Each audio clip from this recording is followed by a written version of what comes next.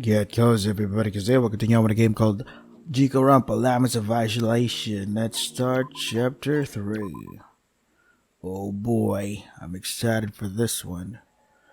Third lament, intricate brocade of this happiness begin. Brocade? You okay? Hikari was always seen as a shy girl. She rarely spoke up. If she did, it was to reassure others. Wait, how did the controls go again? Space? Right. At the start of her life, she was seen as kind. She was seen as sweet. She was seen as humble. In reality, that was different. Or at least, that's what she thought. She had thoughts, painful, scratching thoughts that made her head hurt. They were so loud, so persistent, that she felt like digging into her brain just to pull them out. That's not how thoughts work, of course. They're not physical, no matter how much they hurt. You can't attack them, no matter how much they attack you. Those thoughts grew worse as she grew up. People's opinions of her changed too.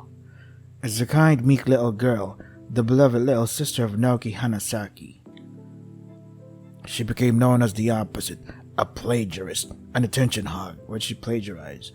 Her brother grew distant, her mother grew distant. Her brother, whom she loved dearly, said she was a burden. Her mother, whom she loved dearly, blamed her for her brother's setbacks. As her brother grew up, he only focused on his work. As she grew up, her mother only focused on his work. She was lonely, she was alone. The entire town heard of how she was trying to piggyback off her brother's success. It was a small town after all. Everybody knew each other. Everybody knew everything about each other. Everybody knew how terrible of a person Hikari was. Everybody stared at her with disgust. Everybody groaned when they saw her enter a room. She began to believe their disgust, their hatred. There had to be a reason they all looked at her that way. There had to be something she'd done. So she asked her brother what to do. You are your own person. Those words became ingrained into Hikari's mind. It's your fault everything is like this. Everything bad that happens is your fault. Each word poured slowly into her brain. Fix it. Be your own person for once. Don't expect others to fix your mistakes. She lived by those words. Until now, that is. Now, she didn't have to be her own person. She didn't have to care about how her actions affected others. She didn't have to care about others at all. Now she had Fuyuka. Oh boy. It was an hour after the trial. It was early into the morning or late at night, depending on how you look at it. What do I do now? I don't think I'll be even able to look at anybody here now. Mao, Toshi, and Kazuki were willing to let people die for their own selfish reasons. Colette's identity isn't real. Ria tried to kill me. Shiyuki suddenly became violent. Everyone's so... Just try your best. If anybody tries to deceive or hurt you, you'll have the element of surprise on your side. You're stronger than you look. Just trust in that. I don't know. Can I do this? Can I really do this for Yuka? Hikari sighed. She didn't expect an answer. Can I be honest with you? You can. During these past few days, I've been constantly telling myself to be more like you. You're amazing. You've hardly changed at all since the beginning, while everyone else has. You're so strong and passionate and brave and just everything. When I imagine who my ideal self is, somebody who's not afraid of others, somebody who's trusted and depended on. You're wonderful to me, Fuyuka. That's what I'm trying to say, I guess. I don't deserve your praise. Only weak fools get so attached to people. You can depend on me, but even in front of me, don't let your guard down. Don't be silly. You've been helping me this past week, and you've trusted me to help you. I trust you, Fuyuka. Fuyuka kept silent for a few moments. Then she changed the topic. Kaya was a little confused, but decided not to mention it. Anyway, we need to discuss things. Are they about the trial? Well, partially. It's actually about facts we learned during the trial. It's not about the trial stuff. First, the folders. I now believe we should have the information they contain out in the open. Why now? The initial paranoia and anxiety about the information everybody received is lesser now. And I have some theories about our situation. These theories may or may not be confirmed or denied based on those other secrets. What's your theory? Tell me more about the information you and Rio received first. Well, my information was about Colette. She used to have a completely different name and appearance. Tried to ask her about it, but she never explained anything. As for Rio, he had, Kari struggled to say a word. It's about Naoki after all. Why are you hesitant about sharing the information Rio received? Are you afraid that you'll look bad? It wasn't information about me. It was about my brother. My brother is somehow associated with this death game.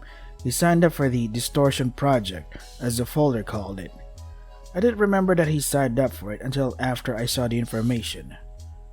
Seinosuke and Iki meeting up while investigating the same company, asking their parents to fund the project.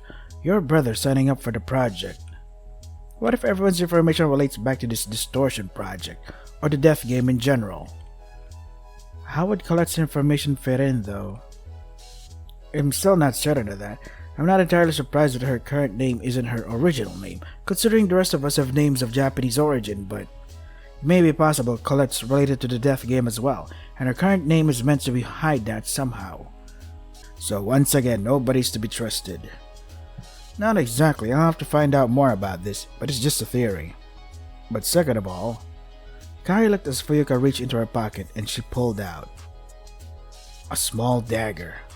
Stab me. Huh? Be quick about it, come on. Hold on a minute, did Seinosuke's ghost come back to possess you or something? Remember Moun's wounds? I want to test Dia's claim. The claim that all of our bodies were modified with the same healing properties. Oh, so that's why, huh? But I don't think I can. Even if it'll heal quickly, I can't imagine hurting you, and I don't want to risk your life if it doesn't heal. You really think you can murder me? I've taken on numerous adversaries. Why can't you just do it yourself? If anything, you'd have to be subtle about killing me. Poison, potentially a trap to electrocute me, setting a room on fire and trapping me inside, or... Okay, that's enough. Are you sure about this? Absolutely. Okay, I'll try my best. Kari shivered, reaching towards the dagger Fuyuka held. She wrapped her fingers around it. With the slowest of movements, she closed her eyes and swung at Fuyuka. Okay, there. Did I hit anything? What the... Kari opened her eyes. Oh no, did I hurt you? I'm so sorry, You cut my pinky and it didn't even bleed. I thought you were weak, but this? Even a kitten has a better chance of turning me into a cadaver. I'll take that as a compliment. Maybe you can ask somebody else. I'm sure Mom will be up to stabbing you. Not a bad idea, even if you were joking. Hey, I have a question. Yeah? I asked this earlier, but I'm still unsure of what to do regarding everyone. I know none of them are to be trusted, but do I hide myself away? Do I stay near you the entire time? Do I pretend like everything is fine? Do that last one. Be on your guard, but know you have the advantage. You can predict if they're deceiving you. Right, I'll pretend. Hikari took a deep breath. It feels wrong to be the one deceiving others, but if Fuyuka says it's fine, it must be. Thank you, Fuyuka. I know I already said that, but thank you. Don't thank me, please. Anyway, I have to go. Until tomorrow. Tomorrow, right. After they talked about some plans for the next morning, Fuyuka left. Hikari sighed. It felt like that night was longer than any other night before. From the victims to the trial to Seinosuke's punishment, everything was too intense. And it scared her that she was starting to get used to it. She shook her head. It would be better for her to get some rest. She shouldn't think about this any longer.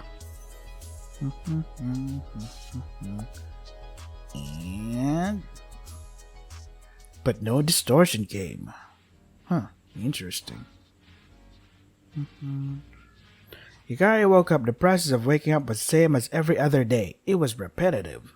She thought about what she should do for the day. Would more rooms open up? Would another motive be revealed? If it's going to be a pattern, then they should have at least one quiet day. She wasn't sure. All she was sure of was that she should head to the ballroom. Fuyuka's plan to get everybody's information out in the open was going to commence very soon. Everybody was there, gathered at Fuyuka's command, no doubt. Reminds me of our first day here, Our numbers of warriors is down to 10. I know you wish to ignore Asuka's death, but it will not be worthwhile for your mental health. You're nothing but another villain who caused their death. I'm not going to listen to you. You should listen or else. Fine. It is too empty here. Even the faulty humor and loud remarks are missed. Iki would have said something positive about the current silence, and Seinosuke would have made a joke. Asuka would have laughed with Toshi. Everyone would have done something. I bet they all would. It's ignorant, but we need to keep our morale up, somehow. I'm used to it.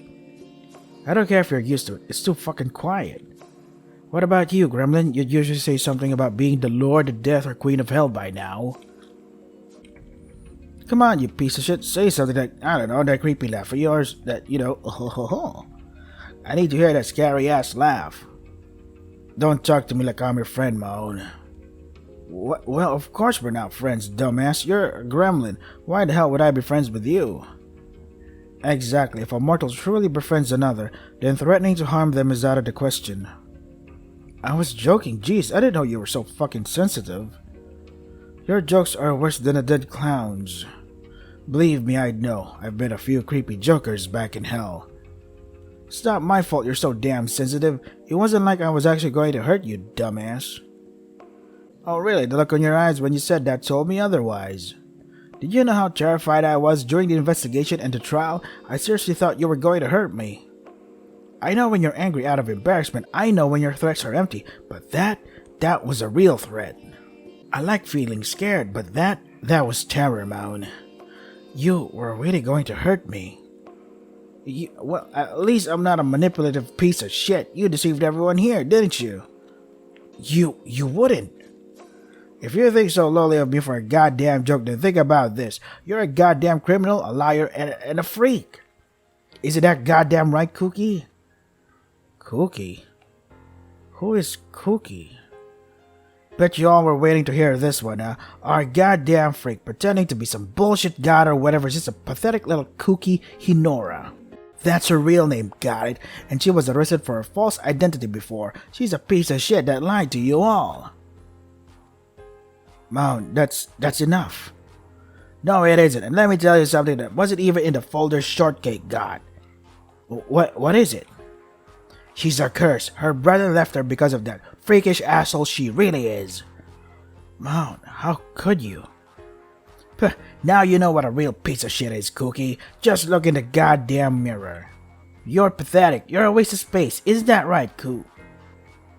She gonna slap you in the face? Oh, yeah, she did get to slap in the face. How do I hide this again? Ah, there you go. This is great for a thumbnail or something. Mon didn't get to finish. Mon was on the ground, Chiyuki was above her. Be quiet, you're too noisy. Minty? Do not call me that. Do not call Colette that name either. You will regret it. Is that understood? Shit, yeah, I understand. Mon lay there rubbing her cheek. Chiyuki must have hit her hard. Gremlin, be quiet. Leave her alone. She deserves better than to hear the voice of such a cruel person. Are you all done? I'm done with her. What did you want? I want everyone to reveal their information. What? How could that possibly help us? You saw everything they've caused, haven't you? That's inevitably going to lead to more havoc. I typically respect your opinion, but I must disagree this time. It's better to let everything out now rather than let it fester, isn't it? Besides, Mount just foolishly revealed Colette's information. Wouldn't it make Colette feel better if everybody's information was out in the air? Oh ho ho, you may be right. An immortal such as I does seek the truth of all those who roam here. Yes, I do not care whether my information is out in the air or not. Same with me, I can admit what mine had right now. I don't care. Whatever you all want, I never checked the folder I received anyway. If it helps the group in any way, I'm open to it. That's my duty, my remaining duty. So almost everyone is open to it, right? If everyone is, then I guess I can't argue. I hope it really does absolve us of some of our negative feelings. Seems that no matter which side I take, it is always the lesser felt. Whatever. It seems you and I must deal with it, Ryu. It's okay, whatever happens, I'll try my best to deal with it. I give anyone who has my information my permission to reveal it. Nah, I'll do it. You shit! Stop doing that! What is it now, Dia? Preparing another motive? I've been busy, that's all.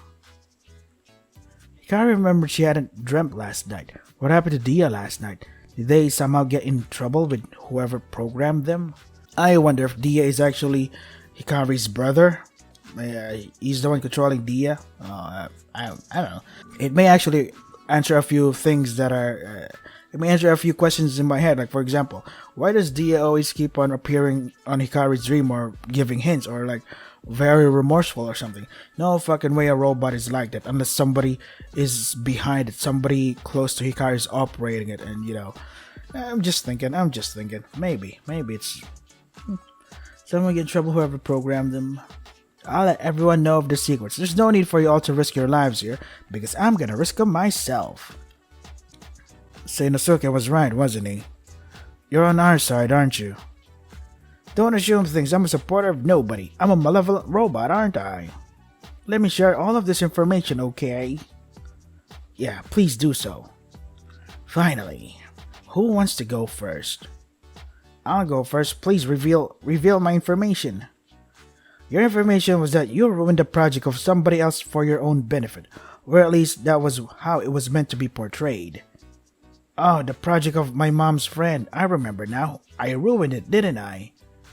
In reality, it was an accident. You didn't have intrusive thoughts about ruining it, so your mother's film could get produced without trouble, but you didn't. You only did so by accident. These snippets of information are all such stupid factoids. Why do they gotta dig so deep, just for some nonsense worded in a bad way?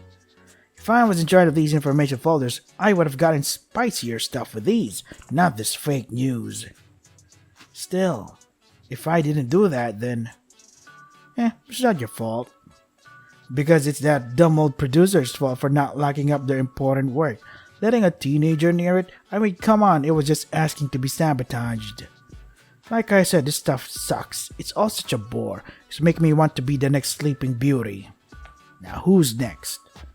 Dia started reading out their secrets one by one. Mom's secret was that she had committed arson, when in actuality, it was a bike accident. She tried her best to fix the damage as a result of it. Chiyuki's secret was about letting a fan die under her watch, except that it was an entirely unrelated incident that took place near a site where she was performing. The victim just happened to be a fan. Toshi being involved with an organization taking advantage of others, Hikari's brother being behind the game, Fuyuka being responsible for the deaths of an entire family. Holy shit. Dia didn't elaborate much, but it was safe to assume they were all only true on technicalities. All conclusions meant to push them into terrible things. So, this is everything? Everything sounds terrible, but now that I think about it, it makes my own information not sound that bad. The library I work at, the organization tried to help us raise funds, that's all. And that generosity was used to support a terrible secret? What a sham. And shit, I really did do that, but I didn't do it on purpose. So every terrible thing you do is an accident. A whole lot of accidents then. Shut up, it's not the time for that, gremlin. Don't call me that. Everyone's information was only partly true. How cruel this world is. And you didn't do this, Dia? Any of this? Why would I make such terrible folders? My idea of tragedy is better than that. If I wanted to reveal you all as terrible people, I would have given you all of the information. Is there anything you can do for us, Dia? Anything beyond this? Hikari didn't want to push Dia. Now they all knew that they had an unexpected ally, but that ally had too many limitations. In truth, all she wanted to know was the origin of her dreams. Was Dia really in control of them? Was Dia trying to speak to her through them? She needed to know. She glanced at Dia, hoping it would communicate all she wanted to say. Dia glanced back at her. Dia nodded, but Hikari wasn't sure if that action was aimed at her. Did Dia understand? Who knew? What shall we do now? All of us know everything. I'm certain that none of us wish to elaborate upon our information any further. I know what I'm about to do, but I need a little flower girl to come with me later today. Huh? Me? Where are you going with her? What are you planning, Tsubaki? Is it something I should know? I'm not a villain, little warrior, don't worry. That's what all villains say. I may be in an inner war, but I'm not going to end my duty as a protector yet. Then maybe I am, who knows? That's also what all villains say. Don't attempt to deceive me. Then what don't villains say? They, don't, Exactly. What do you need me for? We need to resume our daily poetry meetings, don't we? If I recall, you promised to write double the poems the next day. It's the next day, shorty. Oh, right. Hikari looked back at Fuyuka. Fuyuka smiled. Go ahead. Okay, Tsubaki. I'll meet up with you later. Great, I'll meet you at your room when I need you. With the morning meeting over, Hikari stumbled to her room. Something still troubled her. She didn't remember the context of her folder's information. Once everything was revealed, everybody else remembered the context of their information, so why couldn't she? Why was her secret about her brother and not anything she did? She was sure something in her past could have worked for this. But then again, all of the information took place within the last 6 months. 6 months everyone forgot about. Why 6 months specifically? Did Hikari not have anything bad enough within the last 6 months to write about? She's sure that's a lie, considering how many rumors her family makes about her. Would she ever know? Could she ever know? Should she ever know? It's her free time. Let's watch her spend time with another, or rest. What should she do? Note free days events is labeled your final free time events for the foreseeable future. Choose carefully who to spend time with. Okay. Where is the save? Let's save slot 1. Yes sir, yes sir. 3 bags full. Return. Hang out with the others. Let's see. Available free times. Nah. Backstage. Nah. Kitchen. Nobody's here. Laundry room. You again. I think I'm done with that guy's free time, right? Technology room. Bedroom. Wait, what? What the hell, dude? Why did you do that? What? What just happened, man? What just happened? That scared me. Am I done with your free time? Sure. I guess I have some time for you. Not like I have much better to do. Tsubaki made a few sarcastic jokes in my direction every so often. I fell for them more often than I'd like to admit. I think Tsubaki and I have gotten a little closer today. So, did you want something, or? Sorry, I don't need anything, if that's what you're thinking. I wanted to talk to you, I guess. Huh, you sure about that? Yeah, why wouldn't I be? I'm not exactly the most interesting person here, you know. I mean, what's the life of... Wait, didn't I already see this before? Nope. Well, I haven't met any thieves before, if that's what you're worried about. Not exactly what I meant, but I assume you're not going to be satisfied by me walking away and not wanting to talk. If I do that, then you'll probably blame yourself for being annoying or boring or whatever. She really doesn't sugarcoat it, huh? Guess you're right. You got my usual habits down pretty quick. I'm sorry if that bothers you, Etta. Look, you don't need to apologize. I don't care whether you think it's your fault or not. If you really want to talk, then do it. Let's talk. What do you want to know? Oh, are you sure? Yep, hit me with anything you got. Any question at all. I'll answer. If you're sure, then... Maybe, how'd you get into poetry? If you have, like, an active career as a thief. I don't see how'd you get a poetry. Yeah, I did read this before. Would you prefer a different question? Perfectly fine. You got bored in it? Popular ones? Yada yada. Because poetries are the most shortest ones before moving stuff, yeah. Yeah, much shorter than a regular novel, yep. We know this. I wonder why this doesn't... well, whatever. So, this is the final free time, right? Yeah, let's rest. Until he woke up. Somebody knocked on her door. It had to be Tsubaki. It's time. Hikari gulped out of the poetry group. Only the two of them were left. What did Tsubaki need to talk to her about? Would she really want to continue the poetry meetings? That's an idiotic idea. Especially with only the two of them. Maybe Ryo would want to join them, at least with the act he's putting on in front of everybody. But Hikari wouldn't allow that. She wouldn't allow Ryo to trick her ever again. She almost questioned when she became so suspicious of others, but she shook her head. She's always been paranoid. She's always been doubtful. She's always been like this. You there, shorty? Come on. Better not keep them waiting. Hikari opened her door. Finally, I thought you were dead in there. Did you really? No, just a joke. Figure I should keep up with those now that our local comedian is gone. Okay. Without much conversation, the two of them returned to the art room on the second floor. In the corner of the room next to the door, there were some drawers. Drawers full of Group's poems, drawers with Iki's drawings of Mayumi and Daisaku. At the thought of Daisaku, Hikari looked at the ground. Even though she couldn't trust anybody there, she trusted him the most, possibly even more than Fuyuka. She missed him. Even him calling her a fool. Well, I'm here now. Hikari forced the excitement in her voice.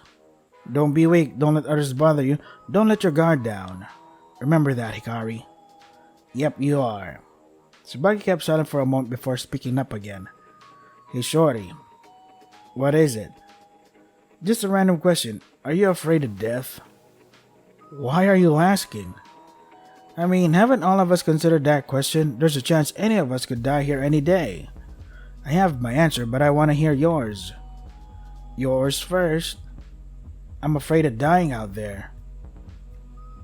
Didn't I tell you before? I'm a thief on the run. If I died out there, nobody would find my body for days. Nobody would care. I'd be discovered as a rotting pile of garbage nobody could identify because I have no records. But here, you all at least know my name, parts about who I am. If I died here, at least you'd find me. You'd remember me. I hate living here. I hate dying and living out there, so I'm afraid of not dying here. If anything, how about you? No, I'm not afraid of death. Why not? It's not like I'm actively looking for death, I mean, but if I was about to be killed, I wouldn't try to get away, if that makes sense. What are you afraid of then? Being alone with my thoughts forever. Huh, I can kinda understand that.